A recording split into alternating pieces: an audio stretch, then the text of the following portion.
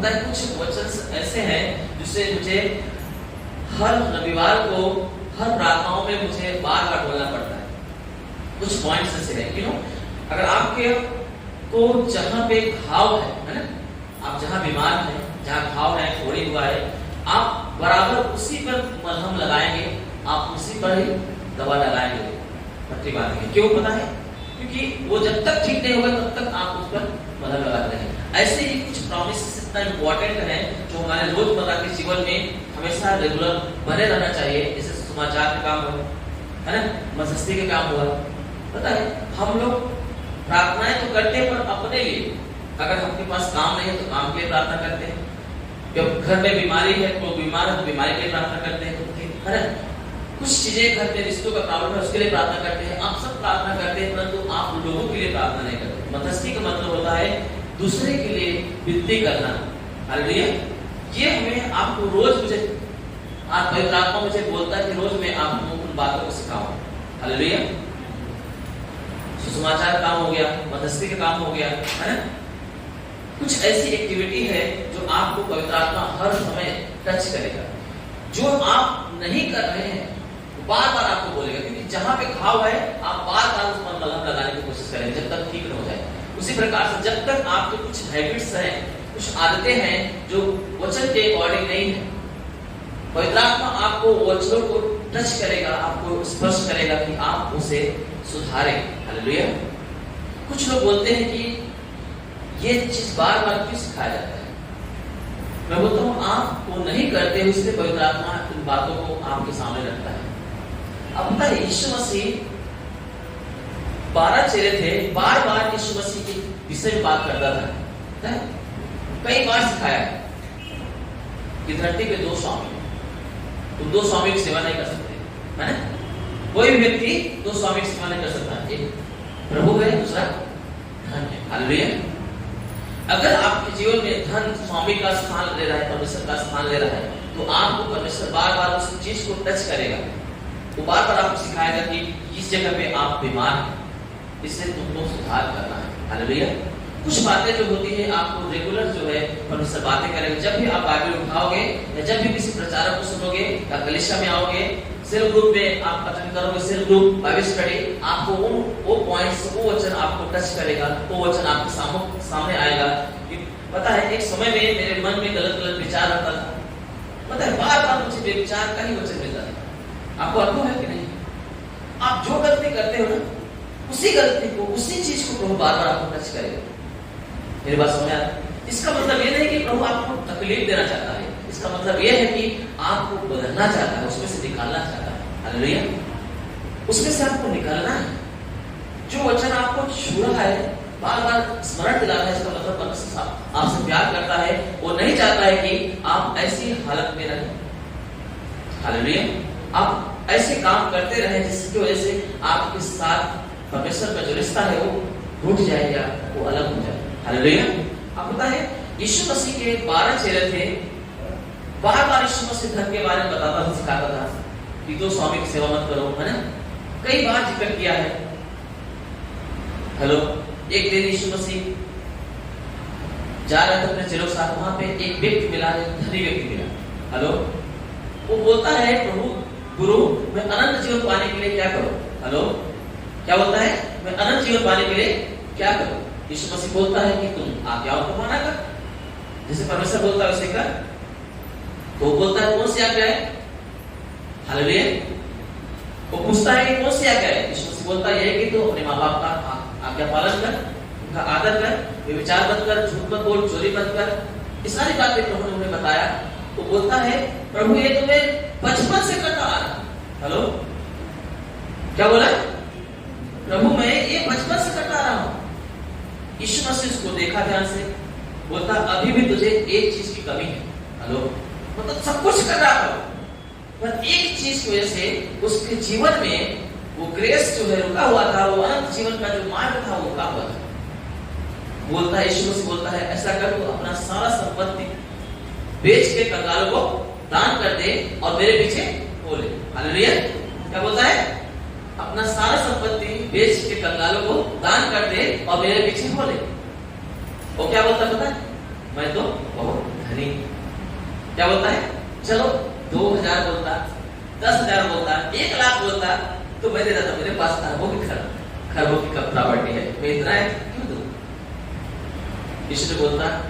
यीशु बोलता सब कुछ बेच और कंगालों को दान कर दे, तुझे स्वर्ग में धन मिलेगा और मेरे पीछे बोले। हेलो, परंतु वो ऐसा नहीं किया।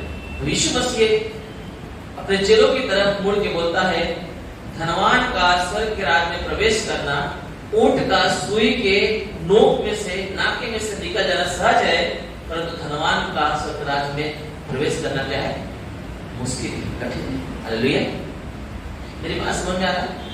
एक चीज पता है, जो आपके अंदर कमी रहेगा उसी चीज को प्रभु आपके सामने लाएगा।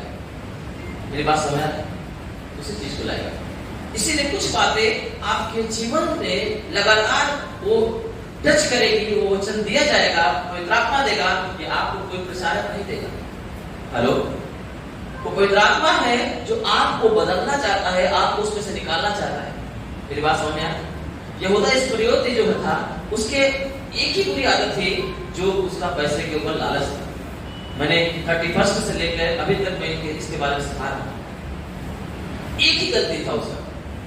क्या गलती था पता है? जो थैली में दान की थैली थी उसमें से वो चोरी करता था। क्या करता था? चोरी करता था, पैसे का लालच था। एक दिन वही एक गलती उसके लिए नाश का कारण हुआ, और उसी लालच में से एक दिन ऐसा गलती किया कि यीशु को 40 चांदी के सिक्के में क्या किया, बेच दिया, पकड़ा दिया। मैं आपको बता रहा हूं कि वो चीजें आपको, कुछ ऐसे वचन हैं जो कलीसिया में परमेश्वर अपने सेवक के द्वारा बराबर आपको छुएगा। इसका मतलब यह नहीं कि परमेश्वर आपके ऊपर दोष लगाना चाहता है, हेलो, आपको गलत साबित करना चाहता है, इसलिए नहीं, परंतु इसलिए कि आपको उसमें से निकालना चाहता है ताकि आपको अनंत जीवन मिले, आप अनंत प्रभु की संगति में आ जाए। मेरी बात समझ में आ रहा है आपको? हेलो, पिछले हफ्ते नए साल के नए पहले संडे के दिन हमने सीखा था कि हमें कैसे 2024 में प्रभु हमें क्या चाहकर हम करें। आमीन। और हमने देखा था कि यशायाह की किताब 1 का 18 वचन पवित्र आत्मा ने बताया था कलीसिया के लिए। परमेश्वर बोलता है, आओ हम आपस में क्या करें, वाद-विवाद करें, वार्तालाप करें। तुम्हारे जो पाप है, चाहे वो लाल रंग के हो, फूल के समान हो, लाल रंग के हो, तब भी वो बर्फ के समान क्या हो जाएंगे, उज्जवल हो जाएंगे। हालेलुया, क्या हो जाएंगे, उज्जवल हो जाएंगे। और फिर अगर तुम्हारा पाप अगवानी रंग का है तो ऊन के समान को क्या हो जाएंगे, श्वेत हो जाएंगे। मैंने बताया था ये श्वेत क्या है, ये उज्जवल क्या है। उज्जवल मतलब हमें परमेश्वर एक तेजस्वी रूप में देखना चाहता है, एक ज्योति के समान देखना चाहता है। आमीन। जब हम परमेश्वर के वचनों के साथ संगति करते हैं, वचनों को हम आदर करते हैं, वचनों के साथ हम लिप्त हो जाते हैं, उसे अपने जीवन का एक हिस्सा समझते हैं, अपने देह का एक हिस्सा समझते हैं, याद रखना वो हमारे लिए वो एक उज्जवल का जीवन देता है, एक पवित्र ज्योति के समान हमें बनाता है। आमीन। और जो ऊन के समान सफेद हो जाएगा, सफेदी जो होता है हमेशा हमारे होलीनेस को, पवित्रता को दर्शाता है। हालेलुया, मेरी बात समझ में आ रहा है आपको? गलातियों की किताब 5 अध्याय का 26 या 27 वचन में ऐसा लिखा हुआ है कि वचन के द्वारा जल के स्नान से कलीसिया को प्रभु क्या करता है, पवित्र और निर्दोष ठहराना चाहता है, एक तेजस्वी कलीसिया में बदलना चाहता है। आमीन। किसके द्वारा? वचन के द्वारा। जैसे हम जल से नहाते हैं हमारे मैल को साफ करने के लिए, उसी प्रकार से परमेश्वर हमारे जीवन को पवित्र करने के लिए, उसके संगति में बनाए रखने के लिए अपने वचनों से वो हमें धोना चाहता है। आमीन। ऐसे कलीसिया जो वचन से धुली हुई होती है वो तेजस्वी कलीसिया में बदल जाती है। आमीन। उसमें तेज आता है। यही तो प्रभु बोलता है, आओ हम आपस में वार्तालाप करें, है ना? तुम्हारा जो गुनाह है, पाप है, भले कितने भी लाल रंग के हो, वे क्या हो जाएंगे, पाले के समान क्या हो जाएंगे, उज्जवल हो जाएंगे। क्या हो जाएंगे, उज्जवल हो जाएंगे। वो तेजस्वी कलीसिया में बदलना चाहता है।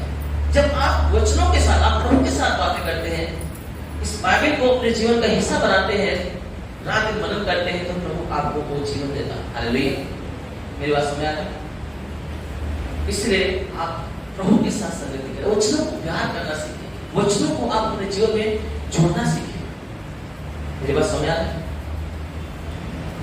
यूहन्ना की किताब 17 अध्याय का 17 वचन में लिखा हुआ है, यीशु मसीह बोलता है कि तू सत्य के द्वारा इन्हें पवित्र कर। तेरा वचन क्या है? सत्य है। क्या लिखा है? सत्य के द्वारा इन्हें पवित्र कर, क्योंकि तेरा वचन क्या है? सत्य है। आमीन। आप पता है परमेश्वर का वचन जो है वो पवित्र करता है, वो सत्य है। हालेलुया। वो हमें पवित्र करता है। आप जब वचनों के साथ जुड़ जाते हैं, है ना, वो आपको पवित्र करता है, वो आपको धोता है, वो आपको उस लायक बनाता है जिससे आप परमेश्वर के साथ संगति कर सके, सहभागिता कर सके। हालेलुया। बाइबल बताती है कि आज में वचन था, वचन परमेश्वर के साथ था, वचन ही परमेश्वर था। ये जो शब्द है, जो वचन आपको सिखाया जाता है, ये परमेश्वर है।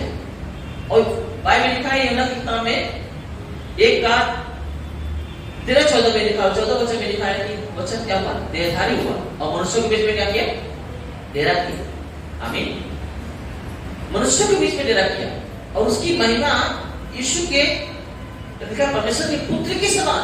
आमीन। परमेश्वर के पुत्र के समान उसकी महिमा प्रकट होती है, हम देखते हैं वहां।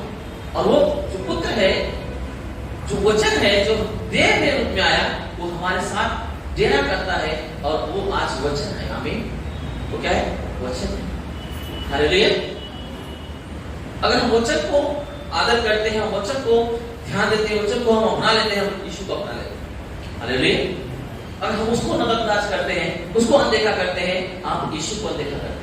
इसलिए जो जो चीजें आपके जीवन में गलत रहेगी, वचन आपको वही आपको टच करेगा, वही आपको स्पर्श करेगा। इसका मतलब ये नहीं कि आप कठोर होके आप बैठे रहें, इसलिए कि आप मन फिराए। आमीन। आप मन फिराए, आप उसमें से निकले, क्योंकि जितने लोगों ने मन नहीं फिराया उनका अंत हम देखते हैं।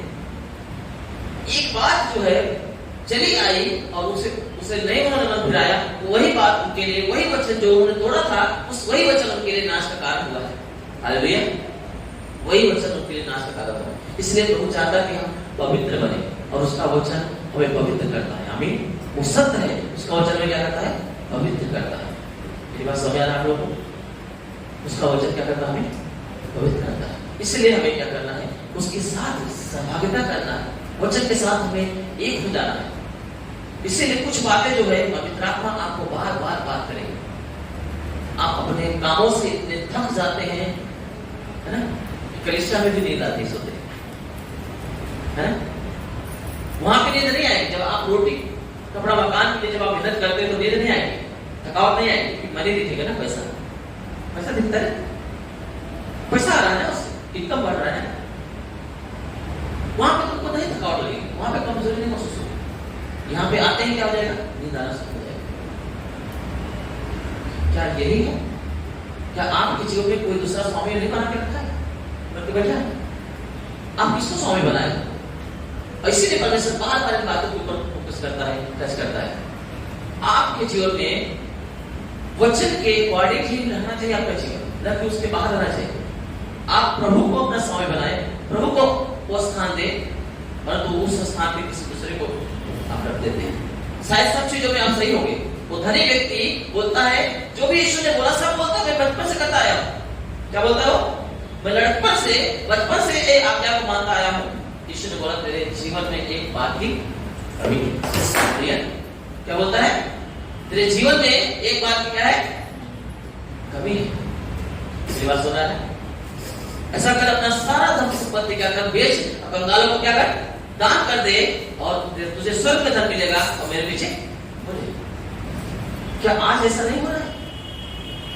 आज यीशु को अपनाए हुए हैं, प्रभु करते रहते हैं, फिर भी उनके लाइफ में हम देखते हैं कि वचन के विपरीत उनका लाइफ रहता है। ऐसा जीवन प्रभु नहीं चाहता। प्रभु हमारा बदला हुआ जीवन चाहता है। हालेलुया। वाशी की कलीसिया के लिए मैं बार बार प्रभु से विनती कर रहा हूँ। हर जगह जहां जहां मैं जाता हूँ, कलीसिया प्रभु ग्रोथ कर रहा है, बढ़ा रहा है, आशीष कर रहा है। यहाँ पे कुछ ऐसे लोग हैं जो बिगाड़ रहे लोग। पता है, मैं श्रमिक नगर में गया था, आज वहां से कोई नहीं आ पाया। जो लेके आते थे, अगुवाई करते थे, उनके घर में कोई बीमार हुआ और वो नहीं आ पाए करके वो भी नहीं आ पाए। वो थोड़ा सा चक्कर लगा के आना पड़ता है, दूर पड़ता है। हेलो, पता है वहां पे मैंने देखा जो गुरुवार के दिन में प्रार्थना करने गया था, वहां पे एक व्यक्ति ने मुझे कुछ दान किया। हेलो, और उस दिन मैंने देखा कि उसको देख के सब लोग जितना भी प्रार्थना में थे, सब लोगों ने मुझे दान किया। वो भी 2 रुपए 5 रुपए नहीं, सब 100 रुपए, कोई 200 रुपए, कोई 500 रुपए दान किया। क्या जाने उनके मन में कैसा है, मन में कैसे नहीं आया। एक व्यक्ति को उन्होंने देखा करते हुए और उनको मन में आया कि मुझे भी मैं भी दान करना चाहिए। आपको पता है लोग जो है यहाँ आते हैं, बाइबल लिखा है कि तुम एक दूसरे के लिए क्या करो, आदर्श करो। क्या करो? अगर आप प्रार्थना करने वाले व्यक्ति हैं तो आपको देखने वाला व्यक्ति एक प्रार्थना का योद्धा बनेगा। हालेलुया। आपको देखने वाला व्यक्ति एक प्रार्थना का योद्धा बनेगा। अगर आप परमेश्वर के साथ खराई से चलने वाले व्यक्ति हैं तो आप कलीसिया में जो व्यक्ति आ रहा है ना, वो आपको देख के वो खराईपन को अपने जीवन में महसूस करेगा, पाएगा। आपको देख के लोग सीखते हैं यार, सीखते हैं। अगर आप खड़े होकर स्तुति आराधना नहीं करोगे ना, तो आपके सामने रहने वाला व्यक्ति भी खड़ा होकर स्तुति आराधना नहीं करेगा, वो भी बैठ जाएगा। मेरी बात समझा? अगर एक व्यक्ति को देख रहा है काम में इतना लिप्त है कि अपने काम को महत्व देता है, दूसरा भी इसी करने शुरू कर देता है। मैं आपको बता रहा हूं, आपको देख के सीखते हो। इसलिए प्रभु बोलता है तुम एक दूसरे के लिए क्या करो, आदर्श बनो। आज कहीं ना कहीं हम खुद करते हुए जा रहे हैं, हम खुद प्रभु से दूर हो रहे हैं और हमारी वजह से कोई और भी बिगड़ रहा है। हेलो, कोई और बिगड़ रहा है। ये आध्यात्मिक जीवन नहीं है। आपको वचनों से अपने आप को हर दिन जांचना है, पवित्र करना है, जिससे यीशु पवित्र है। हेलो, इससे यीशु पवित्र है। आपको वचनों से अपने आप को जांचना है। हालेलुया। आपको जांचना है, आपको वचन से तृप्त होना है, उसको लालसा करना है। एक वचन निकालिए, पहला पत्रस दूसरा अध्याय 1 और 2 पढ़िए। First Peter chapter 2 verse 1-2। जल्दी करिए। इसलिए सब प्रकार का वैरभाव और छल और कपट और निंदा को दूर करके हाँ नए जन्मे हुए बच्चों के समान आत्मिक दूध की लालसा करो, ताकि उसके द्वारा उद्धार पाने के लिए बढ़ते जाओ। उसके द्वारा उद्धार पाने के लिए बढ़ते जाओ। लिखा है एक नए जन्मे हुए बच्चे के समान निर्मल और आत्मिक दूध। आपको पता है दूध कभी आत्मिक होता है क्या? हेलो, दूध कभी आत्मिक नहीं होता। और वहां पे लिखा है निर्मल और आत्मिक दूध की लालसा करो। ये वचन के बारे में बात कर रहा है। जैसे नया जन्मा हुआ बच्चा, वो ये नहीं देखता कि मैं कौन से कपड़े में, मेरे नया कपड़ा में लपेटा गया है कि पुराने कपड़े में लपेटा गया है, मुझे अच्छे जगह रखा गया है कि गलत जगह रखा गया है, कुरकुरा रखा गया है। वो ये नहीं देखता कि वो उसको वो संदास किया है कि नहीं किया है। वो कैसे रखा गया है, वो चीज को ध्यान नहीं देता उसको। और तो एक चीज का बराबर उसको ध्यान रहता है कि उसे दूध चाहिए। हेलो, उसे दूध चाहिए। इस बात की लालसा उसके अंदर हमेशा एक्टिव रहती है। उसको हमेशा वो चाहता है, उसी चीज को चाहता है। मेरी बात समझ रहा है? ऐसे ही एक विश्वासी व्यक्ति जो मसीह को अपना उद्धारकर्ता स्वीकार किया है, वो उसे ही हर समय परमेश्वर के वचनों की लालसा करना चाहिए। हालेलुया। ये पवित्र और निर्मल और पवित्र दूध ये क्या है? ये वचनों के बारे में बता रहा है। आप वचनों की लालसा करना, जिससे आप पवित्र हो जाए, जिससे आप उद्धार के लिए सदा बढ़ते चले जाए। आमीन। आपको कोई रुकावट ना आए। आज जो सुनते हैं उसे भी नहीं ग्रहण करते, और क्या करें? हेलो, क्या करें? कुलुस्सी की किताब 3:16 में लिखा हुआ है। क्या लिखा पता है? मसीह के वचनों को अधिकार से अपने हृदय में क्या करो, बसने दो। मसीह के वचन को अपने हृदय में अधिकार से बसने दो। इसका मतलब है कि आप ज्यादा से ज्यादा वचनों की ओर से आशा करें, उसे पढ़ाएं, अधिक से अधिक अपने हृदय में रखें। परंतु आजकल क्या करते पता है? कान तक ही रखते है ना। हेलो, कहाँ रखते हैं? कान तक। कुछ लोग बोलते हैं 2 कान परमेश्वर ने इसलिए दिया है ताकि एक कान से सुने, दूसरे कान से निकाल दे। आपको पता है एक कान बंद करके आप कोई भी आवाज को सुनो, आवाज क्लियर नहीं आती। कितना लोग पता है? एक कान को बंद करो और उसके बाद एक कान से सुनो, आप आवाज बराबर साफ नहीं आएगी। ये वॉइस को जो है सेट करता है, दोनों कान जो है ना आवाज को क्लियर कर देता है। आपको क्या हमारे पास बैलून होती है, आवाज को हम लोग क्या करते हैं, उसको सेट करते हैं। अभी देखो अक्सर यहाँ पे है माइक लगाते हैं ना, उसको सेट करते हैं। परमेश्वर ने हमें ऐसा बनाया है ताकि हम जो है बराबर सुने और समझे भी। हमें इसलिए नहीं कि एक कान सुने दूसरे कान से निकाल दे, हम बराबर सुने और अपने हृदय तक उसको लेते जाए। मेरी बात समझ आ रहा है? इसलिए लिखा है कि मसीह के वचनों को अधिकार से अपने हृदय में क्या करो, बसने दो। यहाँ पे जो सुने हैं वो भी नहीं बसने देते। बाइबल में लिखा है, यीशु मसीह बोलता है बीज बोने वाला बीज मुझे निकला, कुछ बीज क्या हुए रास्ते के किनारे गिरे, पक्षियों ने आके चुन लिया, कुछ बीज पथरीली जमीन पे गिरे और ज्यादा मिट्टी न मिलने के कारण वो उगा है, परंतु जब धूप लगी तो वो सूख गए। कुछ बीज जो है झाड़ियों के बीच में गिरे और झाड़ियों ने उन्हें बढ़ के क्या किया, दबा दिया। कुछ बीज जो है अच्छे जमीन में गिरे और फल लाए 30 गुना, 60 गुना और 100 गुना। आमीन। इसका मतलब है आपके जीवन में वचन बोए जा रहे हैं। बीज मतलब परमेश्वर का वचन। आमीन। हमने कई बार आपको समझाया इसके बारे में। याद रखना, आपको सुरक्षित रखना है, अच्छे जगह रखना है, नहीं वचन रहेगा नहीं। जो रास्ते किनारे गिरे गए थे, यीशु मसीह ने बताया आपको, शैतान आके क्या करता है, चोरी कर लेता है। जो सुनते तो हैं पर समझते नहीं। हेलो, सुनते तो हैं कान से पर उनको समझने के लिए कोशिश नहीं करते। ऐसे व्यक्ति के जीवन से वो वचन क्या करता है, शैतान चोरी कर लेता है। कुछ लोग समझना तो चाहते हैं, हेलो, आनंद से उसे ग्रहण भी करते हैं, परंतु उसमें जड़ता पकड़ने के कारण वो क्या हो जाता है, सूख जाते हैं। मतलब वचन अच्छा तो लगता है, परंतु जब वचन को चलने की बात आती है तो हम नहीं चलते, लोग नहीं चलते। और क्या हो जाता है पता है, तो जैसे धूप आई तो सूख गया, पथरीली जमीन पे गया, क्योंकि वो अंदर नहीं जड़ नहीं पाया। वैसे वचन जो है आनंद से ग्रहण तो कर लेते हैं पर जड़ नहीं पकड़ने देते, हृदय को ऊपर जाने नहीं देते।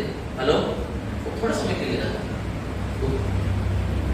हेलो, नष्ट हो जाता है। पर कुछ जो है बीज कहाँ गिरे थे, झाड़ियों के बीच में, और झाड़ियों ने क्या किया, उसे बढ़ के दबा लिया।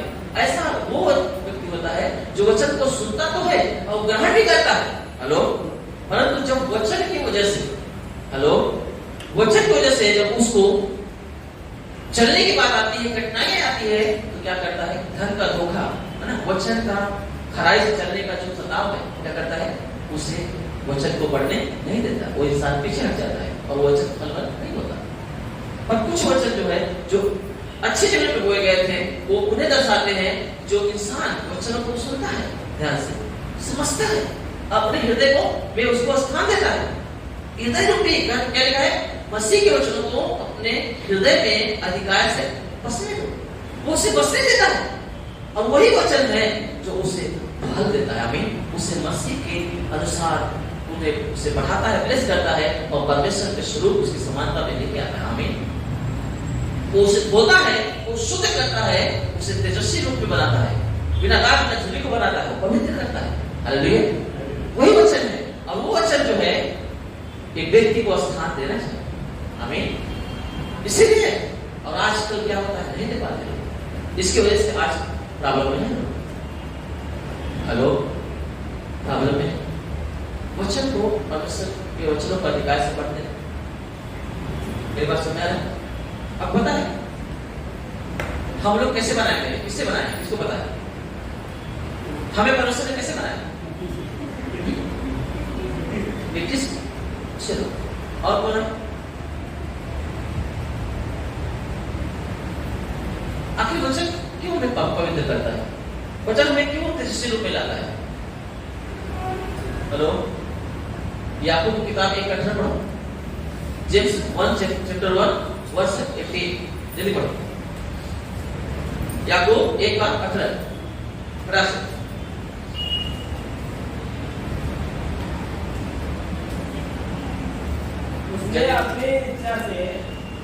उसने परमेश्वर ने उसने अपनी इच्छा से हमें सत्य के वचन के द्वारा उत्पन्न किया। कैसे उत्पन्न किया? हमें उसने अपनी इच्छा से, जब आदम बनाया जा रहा था ना, आदम बताने नहीं आए मुझे ऐसा बना, हेलो, वो अपनी इच्छा से उसे बनाया, अपने स्वरूप की समानता में उसे बनाया। हमें उसकी इच्छा थी कि उसको जो आदम बनाया जाए वो मेरे जैसा बने, मेरी समानता में बने। हेलो, उसने अपनी इच्छा से मनुष्य को सत्य के वचन के द्वारा क्या किया? हेलो, बनाया, उत्पन्न किया। आगे ताकि हम उसकी सृष्टि की हुई वस्तुओं में से एक प्रकार से प्रथम फल हो, ताकि उसकी सृष्टि की हुई वस्तुओं में एक प्रकार के प्रथम क्या हो? फल हो। अब होता है ये स्टेटमेंट जो आपके लिए बताया जा रहा है, यही स्टेटमेंट जो है यीशु मसीह के लिए बताया गया है। बताइए, बताइए इस वचन कौन है? यीशु मसीह। लिखा आद में वचन था, वचन परमेश्वर के साथ था, वचन ही परमेश्वर, वचन परमेश्वर। आमीन। अरे वचन देहधारी हुआ और मनुष्य के बीच में डेरा लिया। और लिखा है वचन के द्वारा ही हमारी उत्पत्ति हुई है। और कौन सा वचन होता है? सत्य के वचन। यूहन्ना की किताब 17 मैंने क्यों बोला? लिखा है सत्य के द्वारा इन्हें पवित्र करने की तेरा वचन सत्य है। आमीन। और सत्य के वचन के द्वारा ही हम बनाए गए थे। अगर हमारे जीवन में कुछ कमी है, कुछ गड़बड़ी है, तो उन्हीं वचनों के कारण है जो हमारे जीवन पाए नहीं जाते। हेलो, समझ आ रहा है? वो सत्य के वचन जो हमने तोड़ा है, आदम ने तोड़ा, गड़बड़ कर दिया पूरा। आज उसी चीज को हमें फिर से बनाने के लिए, उसके समान फिर से लाने के लिए आज पर यीशु मसीह इस दुनिया में आया। वचन देहधारी हुआ। आमीन। हेलो, वचन क्या हुआ? देहधारी हुआ और मनुष्यों के बीच में डेरा किया, ताकि वो जो है, जो पहले बनाए गए थे सत्य के वचन के द्वारा, जो गड़बड़ हो गया है उसे फिर से बना सके। आमीन, बना सके। और वही वचन हम ग्रहण नहीं करते हैं तो हम बन पाएंगे क्या? अभी हम सोचते हैं कि हमारे 5 उंगली और हमारा जो पंजा हमको चाहिए, है ना? और मुझे ये क्या है? कोहना नहीं चाहिए। क्या बोलते हैं? ये नहीं चाहिए। ओके, तो क्या संभव है? हेलो, संभव है क्या? पता है, परमेश्वर से बोलोगे मुझे पंजा चाहिए, ये उंगली चाहिए, परंतु ये नहीं चाहिए। परमेश्वर बोलेगा अगर ये लेना है तो उसको इसको भी लेना पड़ेगा, क्योंकि ये इससे क्या है? जुड़ा हुआ है। अगर ये नहीं रहेगा तो परिपूर्ण नहीं हो पाएगा। मेरी बात समझ रहे हैं? आपके हर एक वचन जो परमेश्वर ने दिए हैं आपको, जहां पे आप गड़बड़ होते हैं, आपको उन वचनों को अपने जीवन में जोड़ना पड़ेगा। हालेलुया। हर एक सत्य वचन जो आपके जीवन को पवित्र करते हैं, जो आपको परमेश्वर के समान बनाते हैं, वो वचन आपको लेना पड़ेगा। कुछ अपने अपने मतलब के वचन लेके आप परमेश्वर के साथ सहभागिता नहीं कर सकते। हेलो, भाई, अपने अपने मतलब के वचन को लेके आप परमेश्वर के साथ अनंत जीवन का उम्मीद छोड़ दीजिए। एक ही वचन, वो धनी व्यक्ति ने क्या किया? यीशु ने बोला एक कमी है तेरे, है ना? तो अपना धन बेच, कंगालों को दे दे, तुझे स्वर्ग में धन मिलेगा, मेरे पीछे हो। नहीं जा पाया स्वर्ग में। यहूदा इस्करियोती एक वचन की वजह से, लालच की वजह से यीशु को पकड़वाया, तो नाश हो गया। एक वचन कि हम अपने से नहीं कर सकते, ये प्रभु आया हमारे लिए देने के लिए। हमारे कर्म नहीं, ये ग्रेस है, ये अनुग्रह है। परंतु हमें अनुग्रह से मिले हुए वचनों को एक्सेप्ट करना पड़ेगा, अपने जीवन से जोड़ना पड़ेगा। आमीन। ये बात समझ आ रहा है? ये स्टेटमेंट दिया गया, पता है, यही स्टेटमेंट यीशु के लिए दिया गया है। कुलुस्सियों की किताब 12 अध्याय 15 वचन से पढ़ो। कुलुस्सियों 12 अध्याय 15 वचन पढ़ा सकते।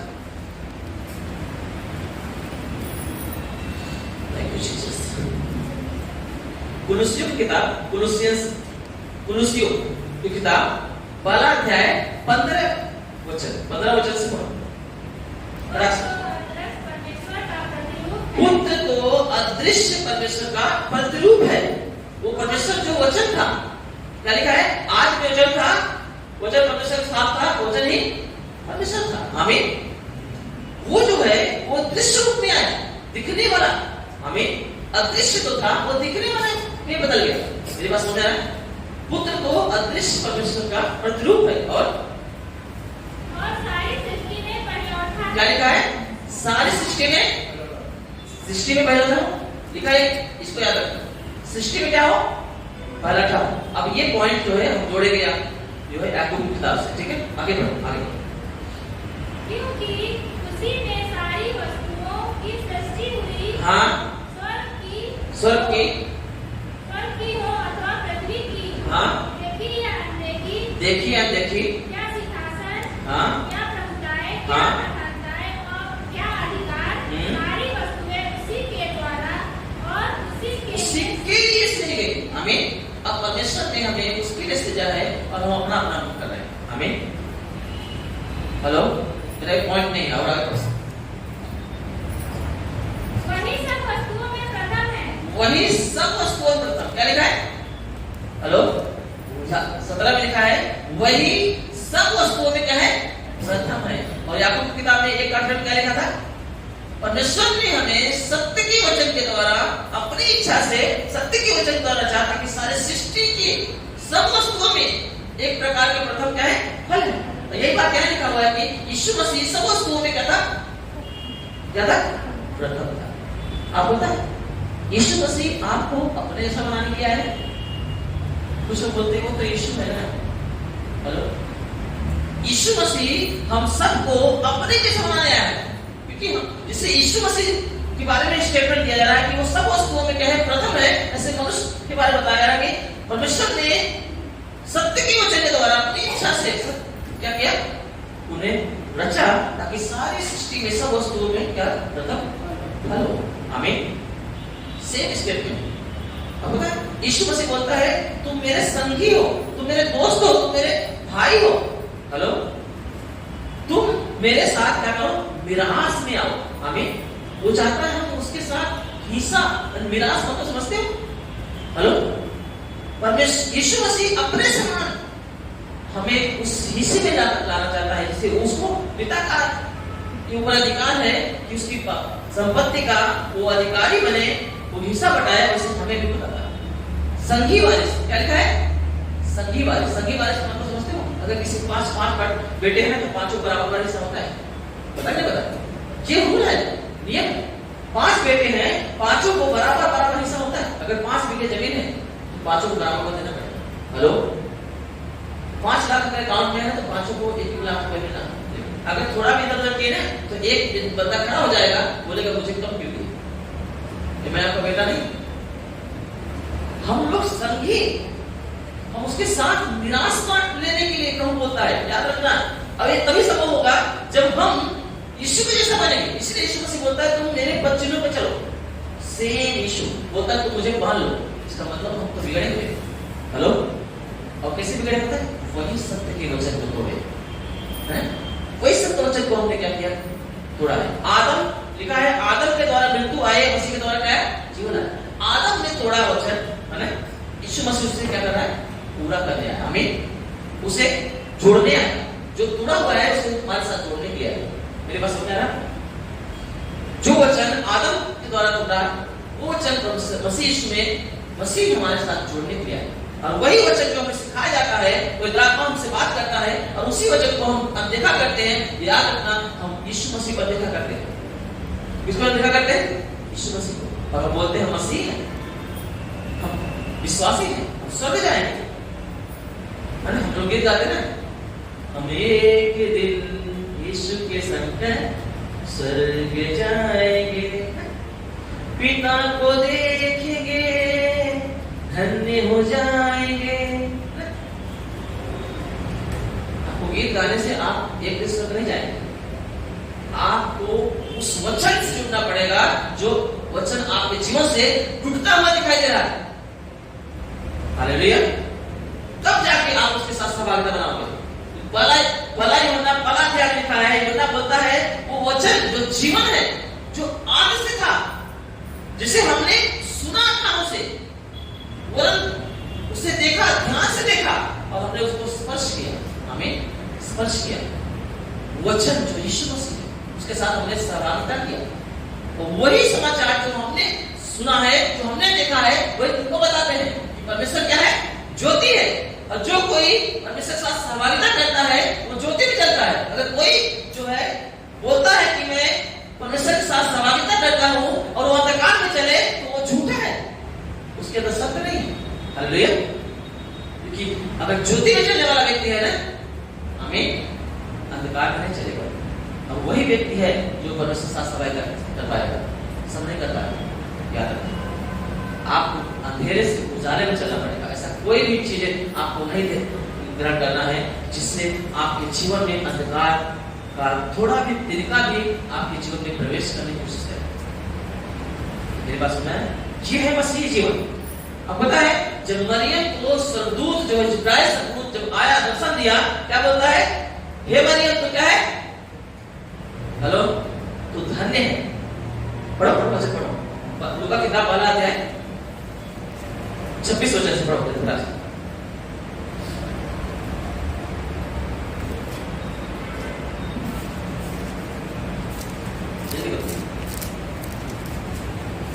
लूका किताब वाला अध्याय 26 वचन से जल्दी पढ़ो। हाँ, परमेश्वर की ओर से जिब्राइल स्वर्गदूत गलील के नासरत नगर में हाँ एक कुंवारी के पास भेजा गया। और आगे, जिसकी मंगनी यूसुफ नामक दाऊद के घराने के एक पुरुष से हुई थी। उसकी मंगनी जो है यूसुफ नामक एक पुरुष से की गई थी। और आगे, उस कुंवारी का नाम मरियम था। उसका मरियम था, आप सबको पता है।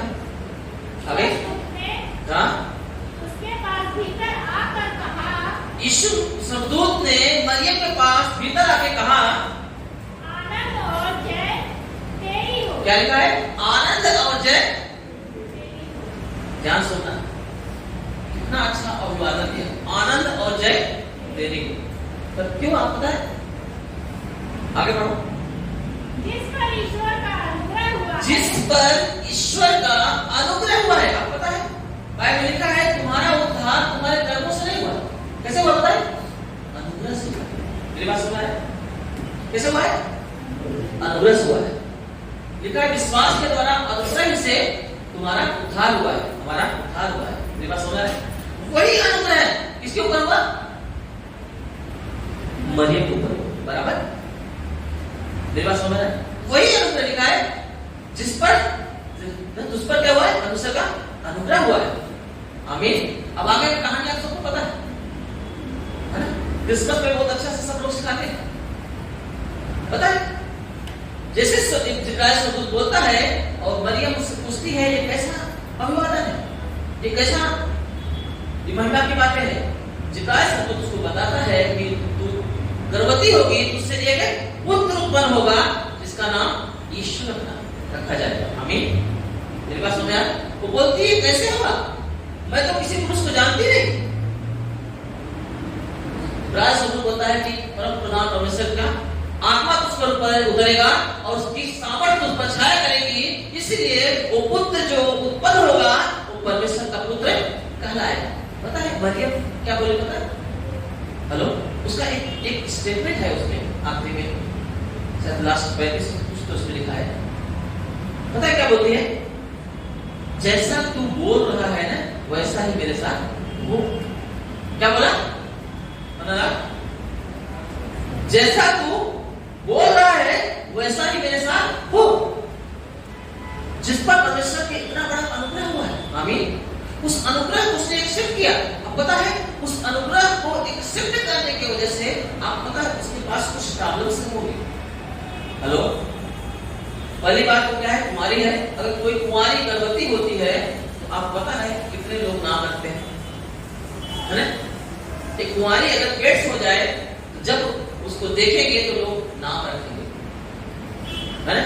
उसे छिपना पड़ेगा, अपमान सहना पड़ेगा।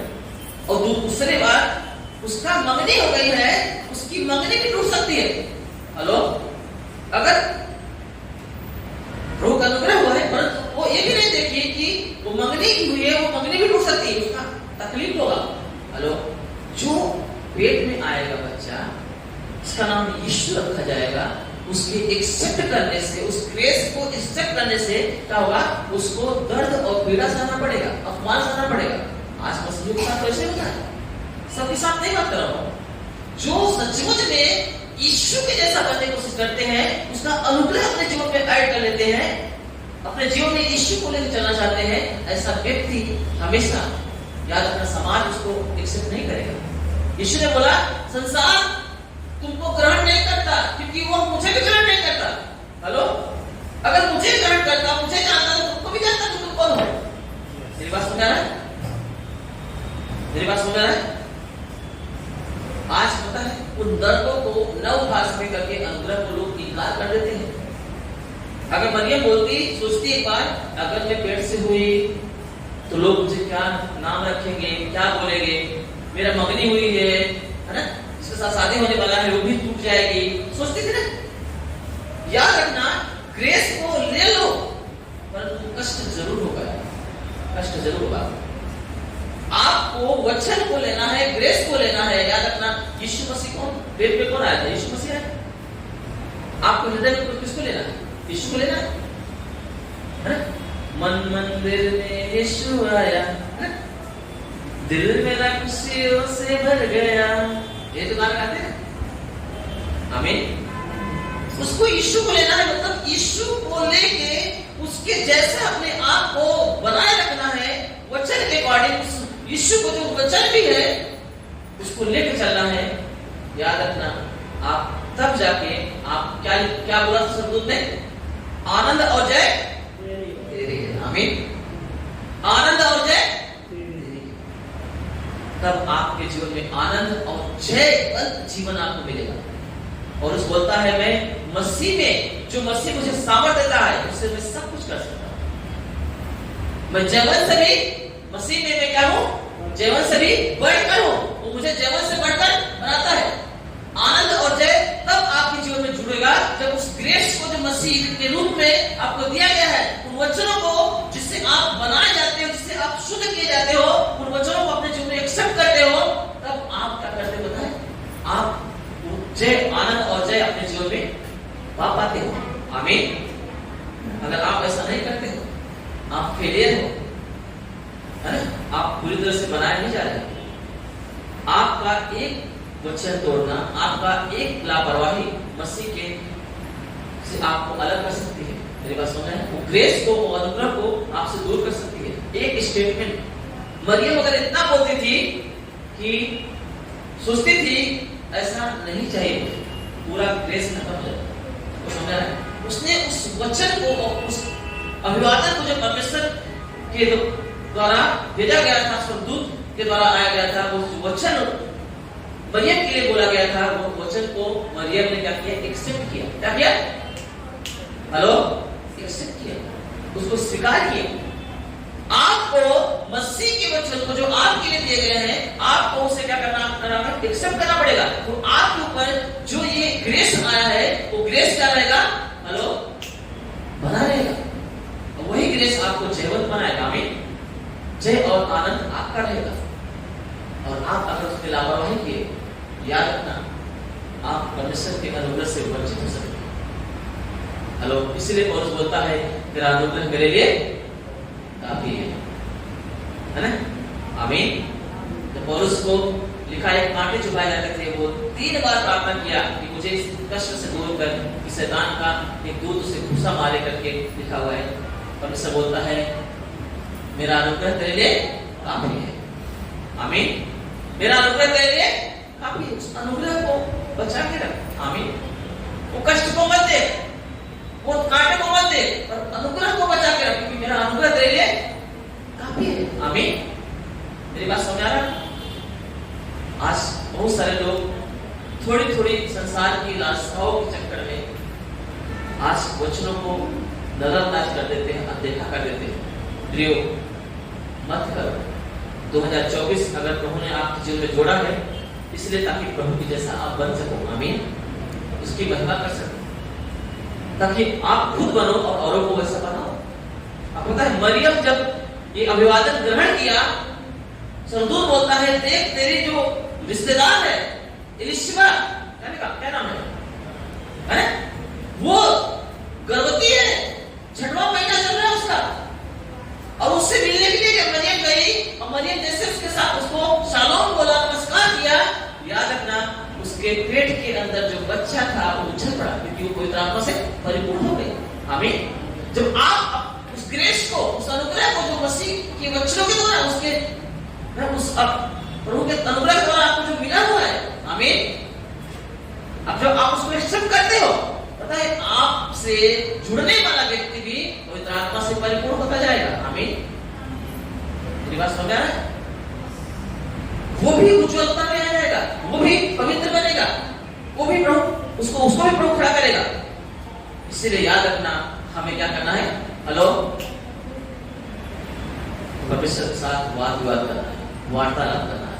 हर दिन परमेश्वर के वचनों को हमारे हृदय में अधिकार से बसने के लिए आप अनुग्रह मांगना है, उसके साथ जुड़ जाना है, बाइबल के साथ जुड़ जाना है। याद रखना, जब भी पवित्र आत्मा आपको बोलता है ये चीज तुम्हारे लाइफ में मेरे वचन के अनुसार नहीं है, आप तुरंत उन चीजों को साइड करें, तब आप उसके जैसा बनते चले जाएंगे। इसलिए लिखा है यीशु को पहन लो, उसके जैसा बनो, तभी आप संघ की वारिस बनेंगे, नहीं तो संघ की वारिस नहीं बनेंगे। हालेलुया, संघ की वारिस नहीं बनेंगे। आपको इस पर ध्यान देना पड़ेगा। आमीन, ध्यान देना पड़ेगा। तब मसीह यीशु का लहू तुम्हारे सारे पापों को क्या करेगा? तुम्हें शुद्ध करेगा और आप परमेश्वर के साथ सहभागिता कर पाएंगे और आपके माध्यम से लोग बचा पाएगा। आपको आदर्श बनाएगा और आपके द्वारा लोगों को भी सिखाएगा। आमीन। आइए आपको बंद करेंगे, सर को झुकाएंगे।